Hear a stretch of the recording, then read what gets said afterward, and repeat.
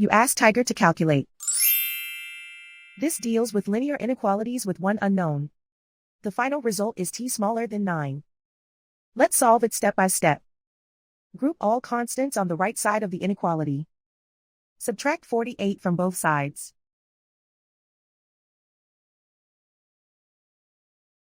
Simplify the arithmetic.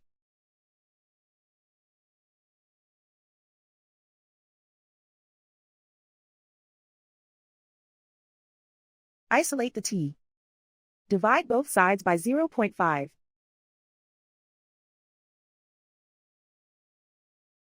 Simplify the arithmetic.